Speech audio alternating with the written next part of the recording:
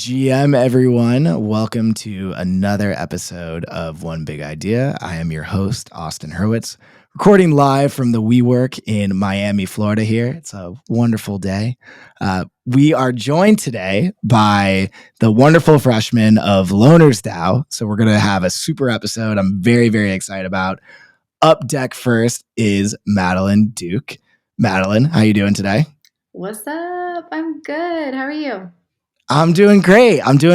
I am very appreciative of you guys taking time during your actual recording process. Like you guys are in there right now, writing, recording. Jeremy was telling me earlier before we started recording, like you guys have already made 2 songs. So tell me a little bit first about you and then, about this camp that's going on right now. Yeah, absolutely. Well, thank you so much for having us on here. I'm hyped. So my name's Madalen. I am from Vancouver, Canada, and I've been making music for over 10 years now. Um, I'm out here with the rest of the Loner Squad. We're here for a few days just working on some music, and it's been really, really dope to. This is like my first time meeting everyone in person, so I think it's the case for most people too. So it's been really dope. Yeah, and so tell me how you got connected to the Loners crew. And for those that don't know, last season on One Big Idea, we talked to Rio, who is one of the co-founders of Loners. They're a music collective in Web3. They've been doing these weekly releases on Sound XYZ, really generating a lot of hype and building this really cool collective DAO concept. So yeah, how did you initially get plugged in with them? What's your experience been like so far? So I've been a fan of Rio's for a long time, following like his music, and I've known him for a few years. And I I saw that he was starting Loners, and have just always been really interested in anything that he's spearheading. So that was kind of my first introduction to Web3, and I just kind of went through like the audition process and was blessed to be picked as one of the freshmen.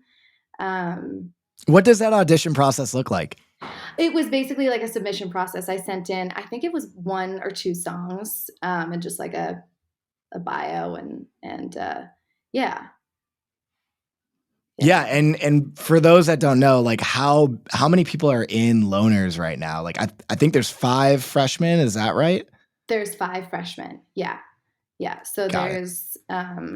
there's me and 2 uh, like rappers, and then a duo from London, and then a really another dope artist from LA as well. So it's a good mix of like different genres, which has been really fun this week so far. Is just kind of like blending different ideas together, which is one of my favorite ways to create because I love so many different types of music. Like I make like very cinematic music and I make trap music, and so it's really fun to kind of just like get together with everyone and yeah, just build. So it's been And good. have you been to like a writing camp like this before? Like give the audience for those that like aren't artists and don't know exactly how these go down. Like what is the composure of a writing camp? Like what are your goals? What are you looking to do? How are things broken up? Totally. Yeah, it can be different. I've done a few different writing camps. I've done one for like sync music, which is more tailored towards film and TV. And so that's a little bit different because it doesn't follow the same structure. You're not making like an album, you're just making different songs that are pitched for like the purpose of being on TV or different movies. But for this camp, we're in a house all together for a few days, and we have so there's obviously 5 artists, and then we have some of those artists produce as well, and then we have other producers. So we have just a few different like studio rooms, and we're kind of just jumping around all day. I might start something in one room and then go do start an idea somewhere else, and we're just kind of like hopping around and with the purpose of creating an album. So yeah. it sounds almost like it sounds pretty free form. Like, is there a set schedule? Like, Totally. how do people like move around in the camp? We haven't had like a set schedule so far. We started today. I think someone just started kind of playing some piano, and I was like, "Oh, that's cool. I want to try something on this." And we just kind of started uh, doing it that way. But it is very free form. I've been to other Yeah. camps where it's like a lot more structured, but I honestly love how like relaxed and freeform this is. It just Can allows you for more compare it? creativity. Totally, and it's probably very different than a sync camp, which you brought up a little bit Yeah. earlier, when you're actually creating music specifically for sync placements. And for those that don't Yeah. know, the like sync is synchronization. That's putting music up to television, whether it's like on a TV show or movie. And so you have like a very specific goal and theme and message that you're trying to convey. I would imagine that type of camp is very different than like the free form that you've got going on right Super now. different. Yeah, it's more like formulaic. You're kind of just you have, I guess, yeah, a formula you're following for things that you're pitching for. And we had like at that camp we had music supervisors who worked at different uh, like film studios who would come in and give us briefs for things they're looking for. So it was a lot more structured in that sense, but yeah, it's very different. There's really no like, I don't know, there's so many different types of writing camps. There's different ways of doing them, but yeah, it's been fun to just get to be completely creative and have the freedom to make anything you want because we're not following any type of structure. So Yeah. yeah, Yeah. And I think when people hear, if they're not familiar with the music industry, they may hear writing camp and it's like, oh, is this just like for songwriters? But no, it sounds like, you've got artists here, you've got songwriters, you've got producers, like everyone who's involved in the music making process. Like what are the goals, coming out of the camp? Do you guys have like a set number of songs that you're looking to produce? Like, yeah, have you even had a discussion of goals? we don't necessarily have a set number of songs, but the intention is to create a project with all five artists. So, it'll be if there's five songs, let's say, everyone will, in theory, be on all of those songs in different elements. So I might have a verse on one song, I might do background vocals on another song. It's just a way to like get everyone to, be together and kind of create a cohesive project. So yeah, we're doing that. We don't have a set number of songs, but we're just having fun and seeing what we come up with. Amazing. And how do you go about collaborating with artists that, you mentioned this is the first time you're meeting all of them in person. Like, everyone probably has their own creative process. Like, how are you like feeling out other people in the room and how to like work with each other? Totally. Yeah, we definitely, I think a lot of us have a similar kind of writing style. Um, we have been just kind of starting ideas in the room together and then either writing something together as a group or someone will go off and write their part and whatever. So it's been pretty good. Like again, because it is so free form, there's really no rule on how we're doing things like that. So it's yeah, it's been good. Everyone is amazing. It's been fun to just like work with other people's creative processes too. So that's always fun And for me. do you find that the process of creating is like marketably different doing it in person like this at a camp versus, online or like during Oh, COVID when like we couldn't see totally. people? Yeah, how does it 100%. differ? Well, for me, so I live in Vancouver and I have a home set up. I usually write completely on my own. So I get tracks, starters from uh, producers, and then I just write on my own and usually record like demo vocals. So I'm kind of used to doing things pretty independently. And then over COVID, I did do like some Zoom sessions. But that's always a little tricky. But there's nothing like the feeling of creating in the room with other people. There's just like an energy that you can't really get on your own, or, doing like remote sessions. So it is very different. It's a lot more collaborative. Yeah, it feels like much more warm. It's funny. So like Yeah.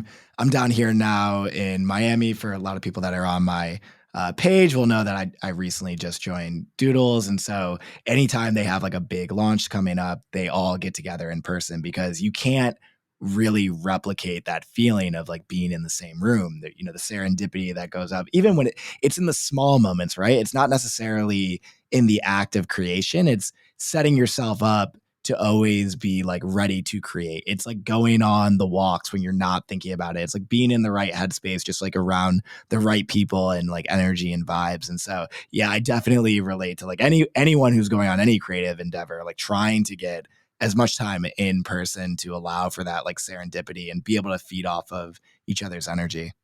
Exactly. Yeah, for me, that's really important. Like just being able to bounce ideas off of other people, because sometimes I get so stuck in my head on a melody or a lyric that I'm writing, and it's hard to know. Like you're your harshest critic. So sometimes I'm like, I don't know if this is good. Should I, pursue this avenue or try something else?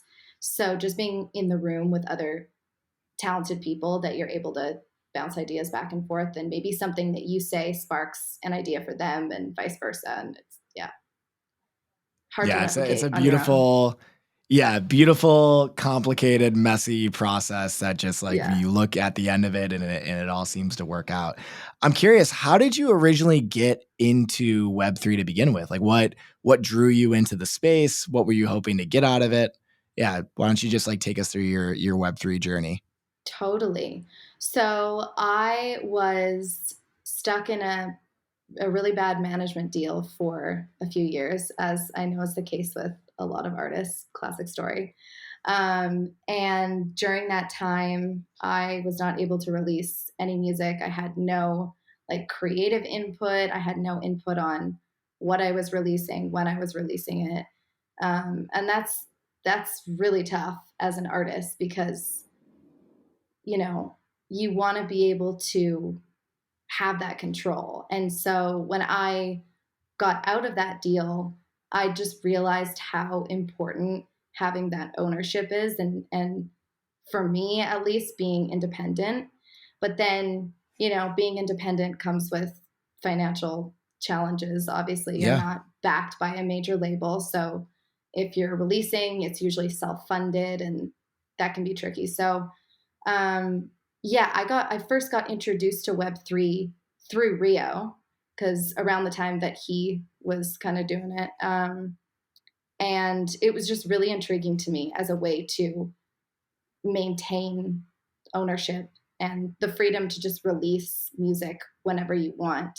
And I think also creating a more intimate relationship with your fan base, because when you're releasing music on Spotify or Apple or other streaming platforms, you don't know who those people are unless they're interacting with you on other platforms. But what I love about Web3 and like releasing on Sound XYZ, is that you're able to see who your collectors are. You're able to actually like develop that relationship.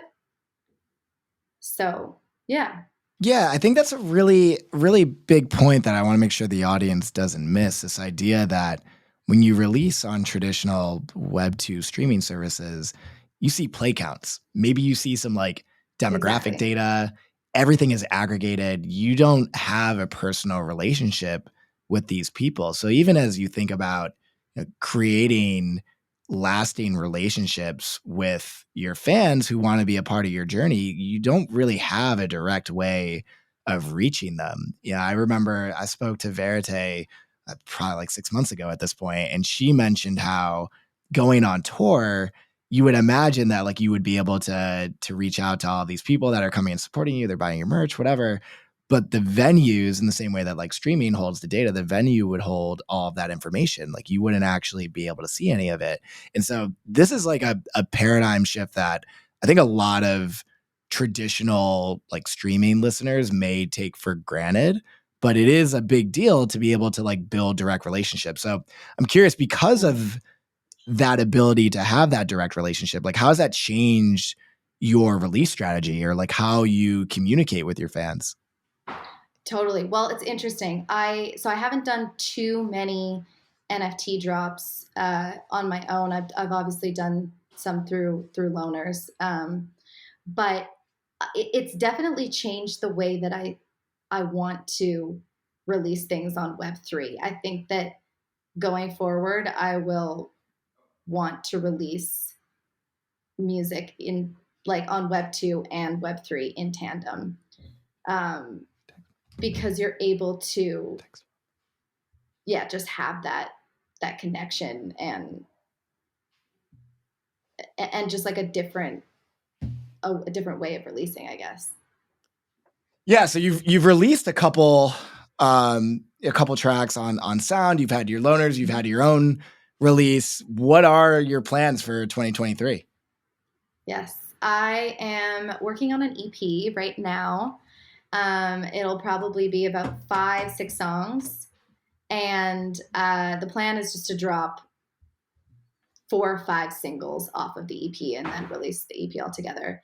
But I'm really wanting to do all of those drops on Web3 as well. Yeah, so definitely new And music how do you think soon. about, yeah, the timing of those? Do you think about releasing the Web3 ones first at the same time? How is it like, change your release strategy overall? I actually love the idea for me of releasing on Web3 first and then kind of going the more traditional route of like dropping on Spotify and whatever. Because it's interesting to get that you can get that direct feedback, like Right. being able to see how people respond to the song, um, is, yeah, I think it's just beneficial in knowing like maybe how you're going to release the song on Web2, just like Yeah, different. I agree completely. And you're seeing, I mean, Daniel and Rio just did this with Criteria, right? Like it's going Yeah. to have a traditional Web2 rollout, but they released on Web3 first. And being able to build hype and a community around a release and be able to get that direct feedback, but that can then inform how you go to a broader market. If effectively like your Web3 audience is kind of sitting around a campfire and you're like sharing stories with each other, then you can figure out, how do I take this to like cinema? Like how do Yeah, I put this on the exactly. biggest screen possible? You know what I mean? Exactly. Yeah. Yeah. And again, it's like sometimes it's hard to know, like I'm biased sometimes when I listen to one of my songs that I love. Like maybe it's something that's very personal to me. And I like being able to get that feedback from collectors before, doing like a more traditional like Web2 rollout. Yeah, I think we're gonna continue to see people like experiment with different types of rollouts, whether it's releasing demos in Web3 and releasing alternate versions or certain exclusive things Yeah, that you can't do at scale as well, right? Like for being able sure. to give and service your super fans something in Web3 that you wouldn't be able to do for tens of thousands, hundreds of thousands, millions of people, is a great way of really meeting your fans where they're at. Yeah, 100%. Exactly. I love that. Well, Madalen, I know that you've got a lot of creating ahead of you. I gotta see who we got next on the schedule. We've got Lackhoney. Any final words of wisdom? Actually, before I let you go, I know it's a abbreviated interview, and definitely would love to have you back. When you got the EP coming, hit me up, and we'll make sure we get Yes, you on. sweet. But For sure. we absolutely. So we ask everyone here for their one big idea. This can be like a theme you want to leave the audience with, just a general like motto, anything that like comes to your mind is like a big idea that you think you want to get out there in the world. So before I let you go, what's one big idea that you have? I love that. Well, something that has been on my mind, a quote that I have really been loving lately, is it's success is a marathon of consistency. And I love that because I Yes. feel like whatever your idea is or whatever your passion is, it takes just consistent work, and it's really just like working at something that you love and being able to create that success on your own. That's really beautiful. I love that as a big idea because often, we see the high watermarks, like we see the big splashy moments and we define that as success. Like I've reached the mountaintop, but really it is that consistent work. It's like really controlling what you can control. It's in the inputs. Like don't focus on the outputs. If you continue to do what you know needs to be done, like you'll get where you need to be. Well, Madalen, this was awesome. Definitely need to have you on again. If you wouldn't mind going to grab Lackhoney, we'll keep it moving. But really, really appreciate you jumping on, and good luck at the writing camp. Thank you so much. Appreciate the time. Of course. Nice to meet you. Nice meeting you as well. Take care. All right. So for those listening to the live stream, we just had Madalen Duke on. She's going to go get Lackhoney, another one of the freshmen. So the way that we're running this, we've got 4 of the 5 loners freshmen. Madalen, who just joined us, Madalen Duke. Make sure to check her out on Twitter and on SoundXYZ. We got Lackhoney, who I see big smiles running to I heard I'm in trouble. Stream. I heard I'm in trouble. What's good? No, you good, my man. How's it going? I'm good, bro. What's up?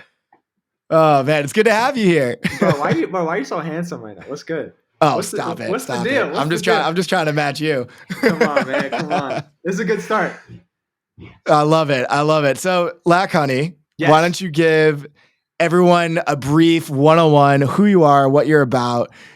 Just so you know, we are live on Twitter. This will be cut up into a podcast as well. So everything is being recorded live. Oh, good. Okay. I gotta watch my act.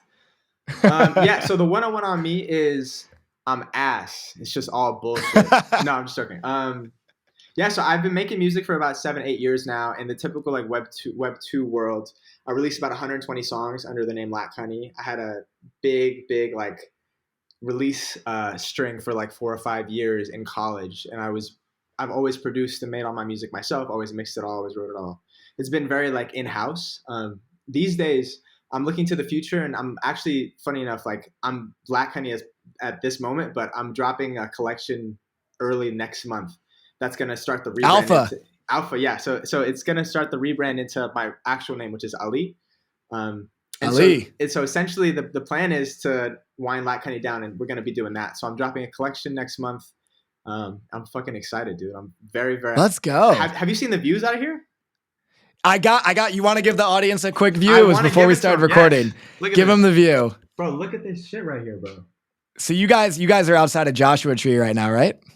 Yes, we're in Yucca Valley. It is insane. I went for an hour-long run this morning. I like scammed myself, bro. I tricked myself. It was trickery at its finest.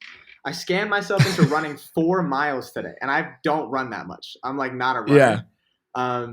And that wind is crazy. It's cold as fuck. It's like the prettiest, most like tempting place to look at, and then when you go outside, it's harsh, just like Web3, just like the desert. That's what we're in right now. That's what we're doing.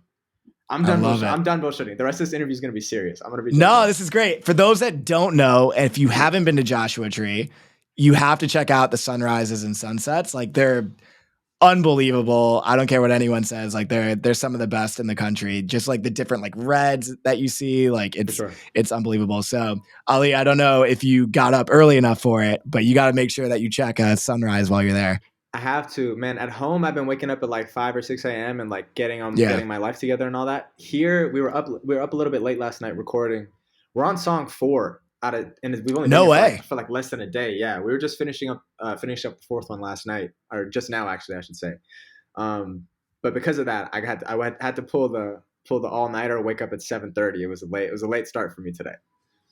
Yeah, so tell me. I was asking Madalen this the question of what the process looks like collaborating with people, which like you've met most of these guys for the first time in person this trip, 100%. Right? Yes, yeah.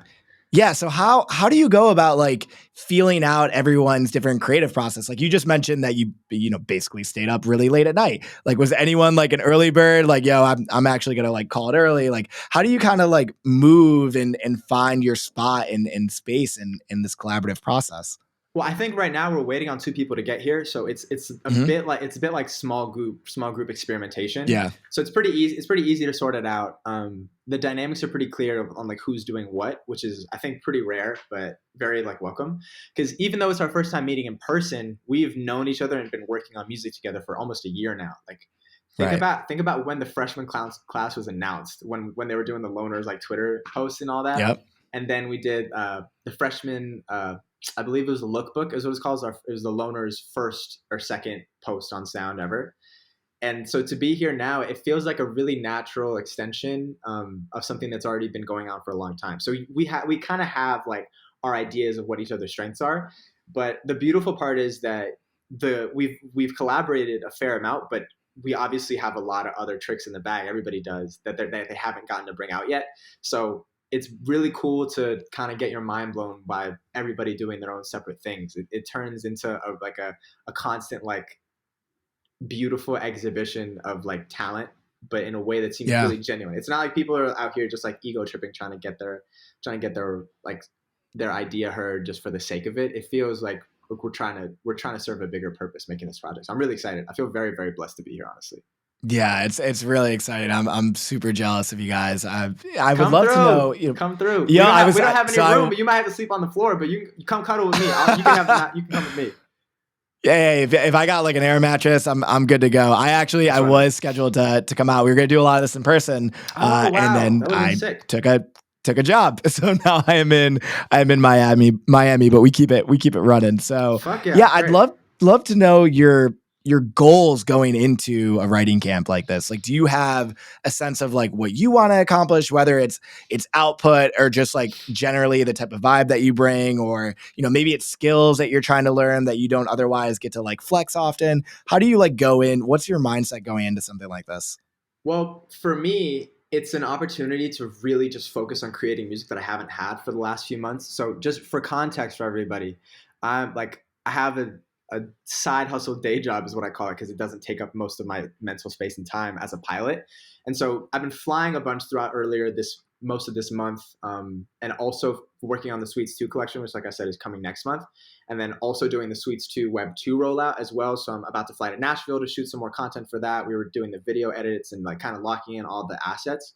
And so I honestly haven't been able to get into creative mode. So in terms of my goals for this camp, it was really to just let myself play and to let myself like talk about what's been going on in my life and express. And it's led to like a lot of really beautiful moments of just fun.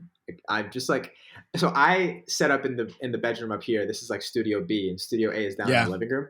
And so I like my creative process is really based on me being able to record myself because that's the way it's been for me for like 8 years. And so essentially, we'll start an idea down there. And you asked like the flow of it also. It kind of all ties Yeah, into each other. please. So like we'll start an idea down in the A room. It'll be either Jeremy or Ricardo from Vaarwell, and they'll start it off production wise, or I'll pitch in a little bit here or there because I produce as well.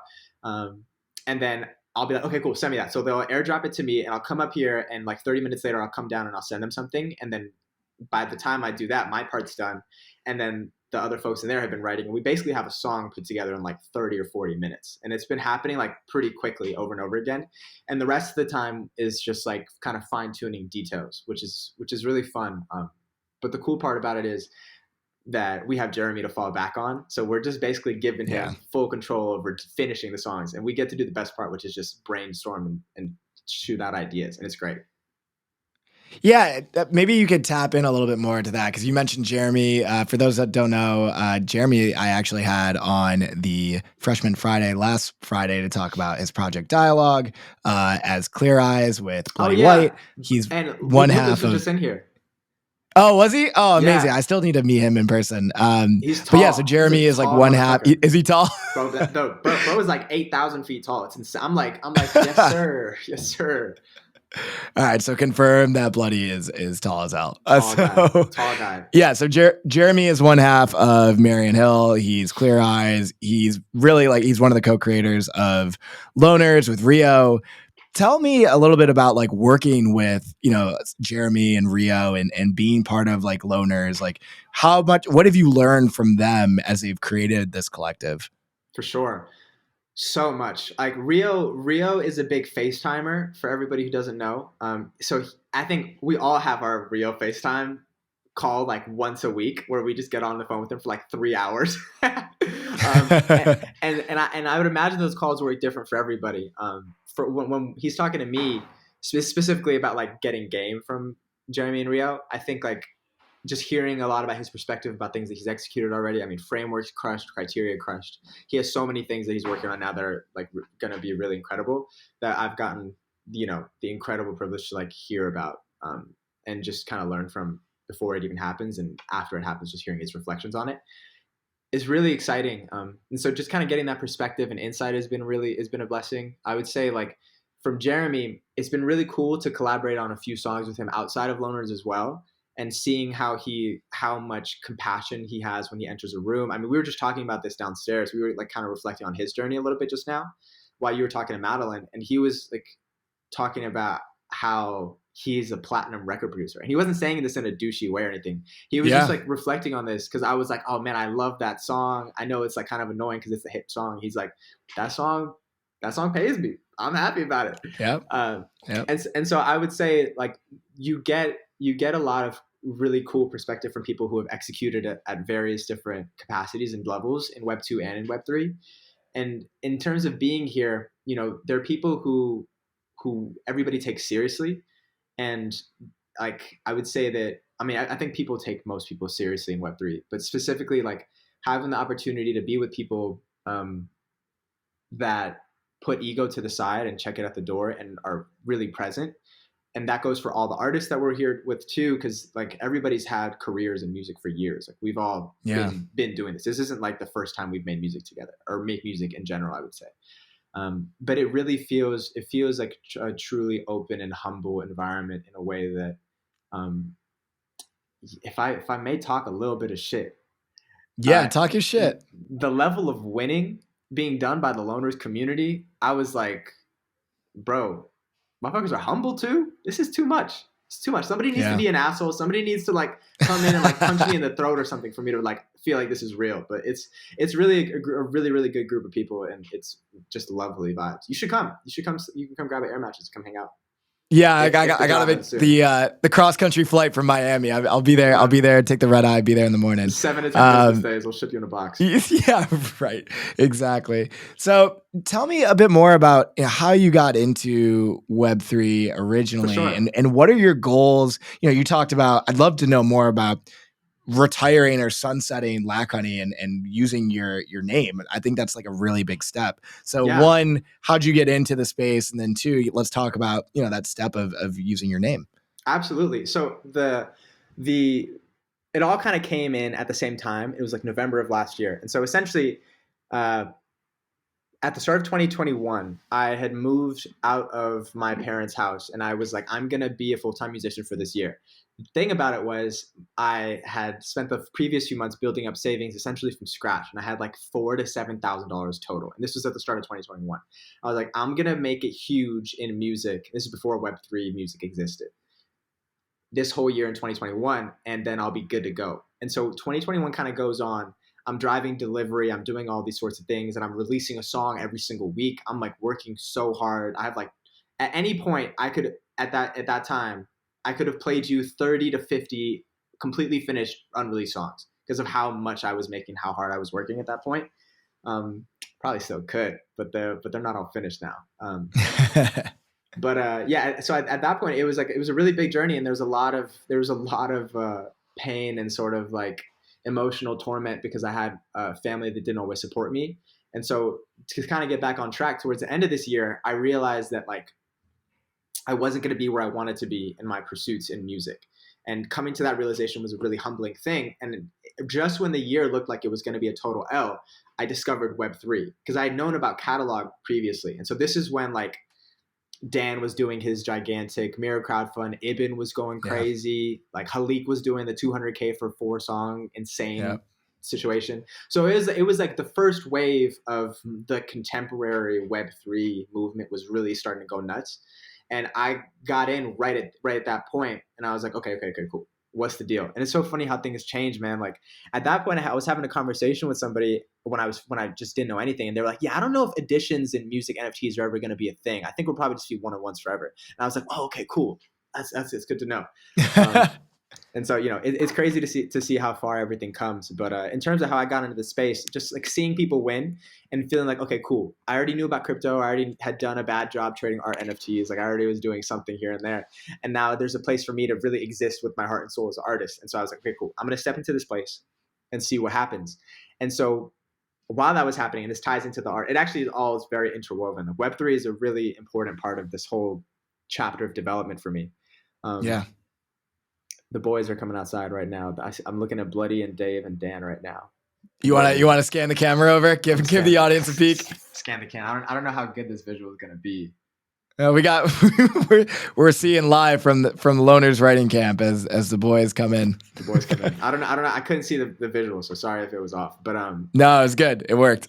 Okay, so basically, what's happening was like I was basically fully losing all hope in myself as an artist because I had set this big goal and wasn't able to make it. But right when that started happening at the end of my year, I started getting my first like sort of momentum in Web3. So I got into the space. I started posting music videos that I had just finished up on Zora.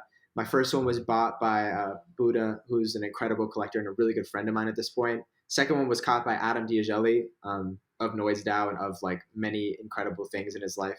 He's a VC guy that really is like just one of the kindest people.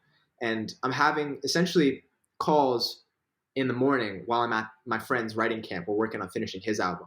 And so while we're there, I'm learning from my friend on how he approaches artistry. And there were so many different pockets of it that I hadn't been really addressing or interested in on the visual side, on the storytelling side, on like really the cohesiveness of a project and what it means to be an artist and put together something other than just the music. Because you got to think, I was putting out a song a week for so long, and releasing over 120 songs. It was not, I didn't have like the time or bandwidth to focus on like art direction or things like that. It was just an output game. And so seeing how my really good friend worked up close and personal, that expanded my view of what it meant to be an artist. And so that's when I was like, okay, cool. I think it's time for me to do something different on the artist side and really change shit up. And on the Web3 side, I was having like 5 calls a day, learning so much from all these people who I'm still grateful to. Every time I see all these folks who took calls with me in person, I just like give them hugs. I'm like, thank you for making time to teach me about this shit when I like didn't know anything. And I try, to do my best to be a resource when possible to whoever is open to having. Yeah, you got to pay it forward. I think it's so important, man. It's especially when the shit is so fucking nerdy and boring until you get it, and then it's not then it's nerdy, but then it's not boring. It's really exciting, and you see what we're doing now is a way to open up a future for artists that gives us what we actually need. A lot of people are building products right now. I saw Tommy of Patchy Funk say this shit the other day. It's like people are forcing product market fit a lot of times in Web3 these days. Right. And but you see people like, not to fucking toot Rio's horn and Jeremy's horn even more, but like you see people like Loners who are doing stuff that we actually need and like creating even sound. I would say creating the frameworks and infrastructure that artists can build on to do things we actually are helped by and benefited by. So that's how I got into Web3. It was kind of just like it was an inkling at first, and then I saw people winning, and then I jumped in super hard. And I was having I had 100 conversations with people in like the first 2 months, I would say. So it was like a full-time job just having these conversations. And then the artist rebranding thing came from being at that camp and seeing like the expansion of what it meant to be an artist. The two kind of came together when I was like, okay, I want to do this bigger thing, and I want it to be a Web3 drop first. And so the project I'm releasing is called Sweets 2, and it's about the story that I just told you. Which is pursuing like a kid from an environment who is not conducive to being an artist or really being creative at all, coming in to a world that didn't really like see him as something worthy of creating or worthy of following or worthy of being interested in, and trying to just like fucking freely experiment and express and the ups and downs of that when you don't have the people that you want to have on your side being your family and closest ones, and what they're fighting against you. Just like unpacking what all that looks like. So that's Sweets 2. It's a big answer. That's Sweets 2. That's Web3. That's Loners, and that's why the artist name is really important to me. I love it. Well, Ali, we're coming up on time. We're definitely gonna have you back when your EP drops. But before I let you go, we ask everyone that comes on the show for their one big idea. So this could be, a theme that you want to leave with, like, what is your like one big idea that you want the audience to come away with? If it's a motto, whatever it is. Sweets 2, February 14th. Mic drop. Sweets 2, February 14th. Hey. Good to see you again. Let's go. Perfect. Thanks for having me. All right. Thank you. Yeah, it was great meeting you. Should be it. Oh, I love this. This is real. This is real. This is collaboration at its finest. We take what we have, we share with others. So you guys can both hear me all right? Yeah, of course. Perfect. Well, welcome. For those that don't know, I am joined now by Vaarwell, one of my favorite groups, duos that I have listened to this year, that I was introduced to through Loners. So I am very grateful that you both decided to jump on. Thank you so much. How are you doing today? And thank you for having us as well. Yeah. We're good. Yeah. Of course. Yeah, we've been. Yeah. So tell me a bit about how your Loners writing camp experience has gone. This is the first time that you're meeting these guys in person. Yeah. It's been crazy. Like, there's still some people missing. So Naomi isn't here yet, and Tate. So we're going to meet them tonight. But yeah, it's been amazing. We've been writing songs and like sort of getting to know each other, which is really fun.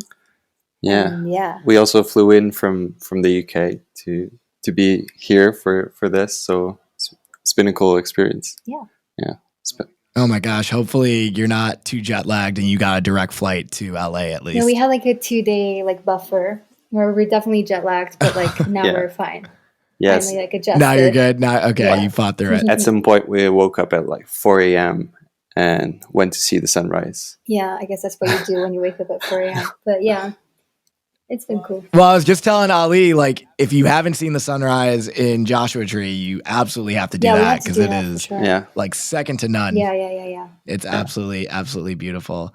So tell me a bit about the like creative writing process so far for you guys. It sounds like you had a little bit of a late night last night. How's it been getting to know everyone? What's been the balance between, actually like getting in the studios and writing versus going out and like getting to know one another? How does that look? So it's just been one night. So like in terms of like going out, we haven't done much. We went to a grocery store and to Best Buy, which was really exciting. I mean, it was exciting for us because it's our first time and we're like little American culture. Like, I don't know, it's so stupid. Like these little things like Best Buy or whatever, it's so like whatever. But then I'm like, oh yeah, I know. Have you guys not been to America before? We have, but it was like 2019 our first time, and it was New York and Austin. We went to South by Southwest. But it was different because we were like working and we didn't have time to see anything. Whereas now we're seeing like those big ass like department stores or whatever. It's iconic, but not important at all. It's been going really well. Yeah. Like, so back to the music. Back to the music. It's been cool. Sorry. It's been really cool. Like we played with some like vocals, me and Madalen, which has been really fun. Like, and I mean, do you want to continue? Yeah, the thing is, we don't usually write a lot in person with other people when we collaborate, so it has been like a great experience to like kind of have to come up with ideas in the moment and bounce off each other's ideas. It's really cool it's been a great experience. Yeah, does the collaboration in person put any sort of like, I don't know if it's pressures or just like, does it change your creative process at all? Because you just mentioned like having to kind of think of things on the spot. Do you make different trade-offs when you're doing something live and in person versus when you have more time when you're collaborating virtually? Yeah, I think definitely it's really different. Like it's just a completely different process. Like it's more pressure. It's more like raw and like vulnerable. But it's also sort of fun to see like what you come up with in like a different kind of way of writing. But you can also in these things you can also like do that, but also you can have moments where you like just take the laptop and go to your room and like do some work on everything like the way you usually do at home. You know, we can do like sort of a mix of experimenting, but also trying to. Yeah, there's lots of lots of ways to like explore this camp, I think. Yeah, for sure. So, yeah. And what are you guys looking to get out of it? I mean, you flew all the way from the UK. Like, what? Obviously, it means a lot to you to do that. So, what are your goals coming into this camp? I think we really want to like make amazing music. I think that's obviously the response. We want to like get like, I don't know, like 15 songs out of this or something, and just like really like trim the fat and like play as much as we can, collaborate as much as we can, and also like, you know, create a bond. Obviously we already have like some bond, but you know, deepen it. And obviously like meet everyone in person. Yeah. Like, meet Jeremy, Rio in person, and the other freshmen as well has been really cool. Yeah, no, it sounds like it's been, you know, it's early in the camp, but still an exciting experience so far. I was talking to Ali earlier. He said you guys have already done, you know, close to 4 songs, which is pretty remarkable in such a short amount of time. Yeah. One, are you guys going to stay in the States for a little bit after the writing camp, or are you going to head right back to the UK? No, we're staying forever. No, I'm just kidding. No, we're staying like one more night in LA, and then we'll be doing like a little road trip up to San Francisco, like through the like Big Sur and all of that. Yeah. Oh, great. As well, like, yeah, definitely take the one. Yeah. For anyone who needs road trip directions on the West Coast, you got to take the 1. Yeah. Don't take the 5. Okay. Get the beautiful Pacific Coast Highway the entire time. It's a little bit slower, but it's definitely worth it. Everyone's been saying that, so now I know. One is the way. Yeah, that's when I moved from Seattle to LA. I guess that was like 3 years ago at this point. Mm-hmm. I took the 101 to the 1 over like 5 days. Best road trip of my entire life. So cool. You are gonna have a lot of fun there. We're really excited. You know, you guys are. Yeah, you should be. You guys are relatively new to Web3. What are your like big plans in the space for 2023? Obviously, you're coming up with a lot of songs here with Loners, but you know, individually, separate from that, what do you guys have planned coming up? Aside from that, we're releasing an EP, so you can expect like loads of drops around that. We're also looking to like collaborate more with like Web3 artists and artists that are already in this space that we can learn from and can like make great music with. Yeah, we have some like cooking at the moment. Yeah, we're really looking forward to like that. sort of just work with other Web3 artists as well, and drop shit. And how do you go about finding those collaborations? Like, one, I think we talked about this a little bit on Freshman Friday, but given it's a different podcast, like how did you come into contact with Loners to begin with? And how do you think about collaboration in Web3? How are you finding these people to collaborate with outside of Loners? Yeah. So basically, I think I saw like an Insta story like Jeremy did about the application for Loners, and we were looking into like coming into Web3, but we didn't have like an idea on how to do it. So that was how we heard about it. Like about finding the collaborations is mostly through like Twitter and seeing like other artists dropping on some that we find interesting, and we can find that they would sound great on some of our stuff, or we could add something to theirs. So yeah, it's mostly that. Yeah, one of the ones that we're like cooking right now was through Twitter. But I'm not going to say who it is. It's going to be a surprise. But you met this person in real life. Oh. And then like no alpha. We'll hold it for next time you guys are on. So, but yeah, it's like obviously I think there's so many cool Web3 artists, and a lot of them that I think could make sense to like collaborate and try things. Might as well. Yeah. And since you guys have gotten in, on that point, since you've gotten into Web3, have like your artist friends that aren't in the space like reached out and asked any questions? Like, what has that process been like? I think I've had like quite a few asking, like curious, but it's still a bit foreign to them. I try to explain, and I think it's like, it's hard to process for them. Not that they're dumb or anything like that, but like even for me, like before I got into it, I think you have to get into it and start being on Twitter to like fully understand it. I think just me explaining to someone like, oh, this is what I'm doing and this is how it works. They're like, oh, okay. But they don't really understand like the vibe or the community feel that it has. Yeah. So it's like, yeah, haven't had anyone that like actually got into it because of me telling about it. But I have been. Maybe you just suck at explaining. Maybe stuff. I just suck at explaining. Yeah. I don't think that's the case. I have. Some of them are interested. Well, what do you think in that case, though? Come like, what do you think it's going to take to see, more Web3 adoption, both from? I love it. What do you think it's going to take to see Web3 adoption, both on the artist side and on the fan side? It's been great to see, for those who don't know, like Sound XYZ has really formed into one of the leaders in the space, and we're seeing more and more holders added and more artists minting, but it's still very small relative to the entire traditional music industry. And so, what do you both think will be like the catalyst to get more people involved in the space? I feel like I've never thought a lot about this, but I think for fans, I think is like bringing them over from Web 2, I'd say like it has to be something that meets Web 3 and Web 2 necessity, like having like either like a physical thing that's attached to Web 3, like also like you have artists that do Patreon. You can do Patreon through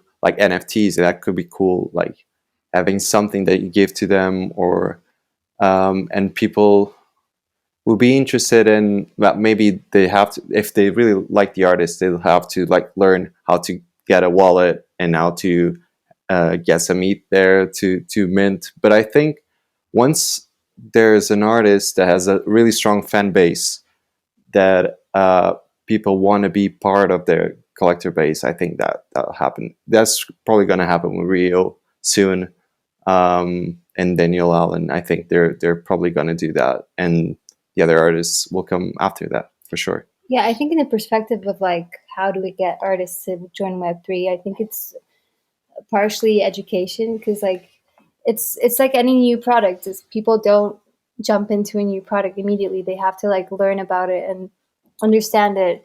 It's like, I don't know, Spotify in the beginning or whatever. Like every new technology takes a while for people to like adopt, understand, So I would say education would be like a big thing. I think it's going to take some time, but I do think it will happen. Yeah, and once people see like other artists winning on that, and like, of course, it's not all about the money, but once you see like artists are making a living off of it, you want to jump on. I think that's what's going to happen. That is a motivator, probably. Yeah, of course. Financial incentives will be a big one on the artist side. And when you see an artist be able to make a career out of Web3, it also lends itself to people who don't want to play the traditional like game. Yeah. Like they don't want to be doing dances on TikTok. They don't want to have to, make mainstream music that is reaching it's going to be palatable to the most amount of ears. It does represent an alternative. Yeah. Or maybe it's just an additional way to connect with super fans and unlock value and not have that like capped at the same space as everything else in the streaming world and social world today. And so, I think it's going to be ultimately when we continue to just build meaningful products for communities and for artists to be able to increase their financial incentives, increase their ability to make a living off of their art, and really connect with their fans in ways that they can't in Web 2, because that's ultimately what it's all about. Yeah, for sure. As we got a couple minutes left. I didn't get to ask you this question last time, so I do want to hear it from both of you. And one big idea we ask everyone, what is the one big idea that they want to leave the audience with? This could be, a theme that you're thinking about, a motto that's been in your head, something that you're reading, something that really like resonates with you that you want to be able to share with the audience. And so I'm not letting either of you leave until you give me your one big idea. Wait, what? That is so tricky. You're putting us on the spot. Yeah, so like I can give examples sure. of, ideas. Yeah, I give ideas in the past, what one is that one that I kind of mentioned a little bit earlier, which is creating these like meaningful products. Another one Madalen gave earlier is this idea that success is not, these like watershed moments. Success is about consistency. Mm-hmm. It is about like doing the work every single day, and that you trust if you do the inputs, like ultimately the output will show itself in the future. And so you don't need to get that philosophical, but even it could just be like the one big idea or goal that you're looking to get out of this writing camp. Yeah, I do have one. Like, I think one thing we've learned throughout the years, and especially like with this new EP that we're going to release, is that good things take time and that you do not have to rush things. I'm not saying to like be super lazy and sleep in every night, but like every day, but like take your time with perfecting your art, and and that goes against consistency. no, it has to be like, because we've released, it's like running your own race. Yeah, we've released things that we weren't sure about, and sort of released it because we thought we had the schedule that we had to like abide by. But no, like take your time, really like perfect your art and enjoy what you're doing. Don't put out things that you don't like just because you think people are waiting. Like, they can wait a bit longer. That's my thing. But you go. I love that. Yeah, I love it. I don't. Can we just finish with that? I guess I'm gonna push you on one for next time if you don't have it now. I'll bring one next time. Well, guys, it was so good having you both on again. Good luck with the writing camp. I mean this from the bottom of my heart. I love all of your music. So it's been a real thrill to have you on, not once, but twice. Thank you so much. But yeah, we're looking forward to hearing new music soon. Yeah, looking forward to. Thanks for having us. Yes. See ya. Of course.